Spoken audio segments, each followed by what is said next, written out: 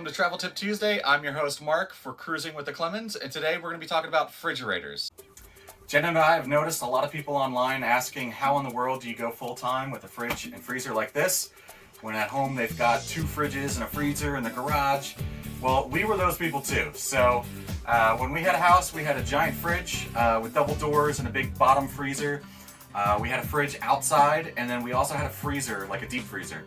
And all I can say is I don't know what we did with all that space, but clearly we were wasting a lot, because in reality, a little freezer and fridge like this is enough for 2 weeks of travel with the 5 of us. So we've got it pretty empty right now. Jen's out at the store getting groceries to fill this thing back up. We'll show you how that looks in a minute, but it is totally doable to live with 5 people and with a fridge like this. So we're pretty empty right now. Our door we keep pretty much stuffed full of stuff, and everything fits nicely. We have a little tray where we keep meats and cheeses, and then so this is a full-size, like 2-quart drink. We got our Brita water filter, milk, and then we'll ram jam this thing full of a bunch more food because we're gonna go boondocking at some harvest hosts over the next couple days.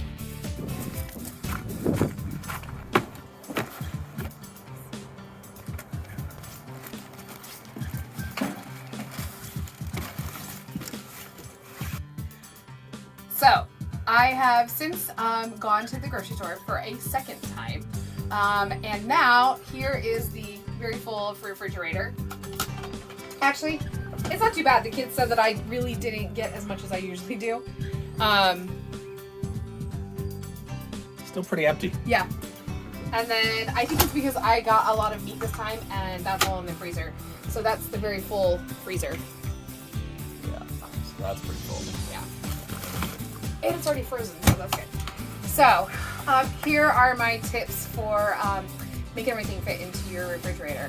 1, like I said before, we remove all of our cardboard box for anything that goes in the fridge and the freezer because it just takes up space. 2, if you're used to shopping at the Sam's and the Costco's and you're used to getting ketchup that comes in a bottle like this big and things of that kind of nature, that just doesn't get to fit in here. So we do buy the smaller ones. Sure, it's not going to last us for 6 months, but that's okay. So buy your condiments in, either the smaller or like a normal size.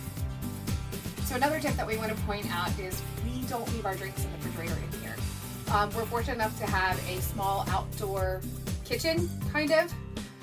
And more specifically, it has a little outdoor fridge. So all of our drinks go out there. So any kind of drinks, waters, things like that, we keep out there. Other than what you saw, the milk and our water that we keep in here, plus like Crystal Light. But anything that's like individual cans goes outside. So that saves a lot of space in our refrigerator. So the other things that you didn't see that aren't in the refrigerator is I do have fresh vegetables, and I keep those in a different location because there's a lot of vegetables that just don't need to be, or fruits, that just don't need a refrigerator. And once you figure that out, you actually end up having a lot of room. So everything that you saw today, this is enough to last us for 2 weeks.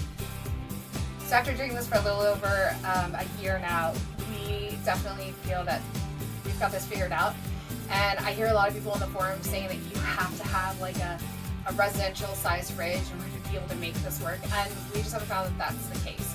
So we hope that we gave you some helpful tips today to see how you can make a smaller unit work for your family.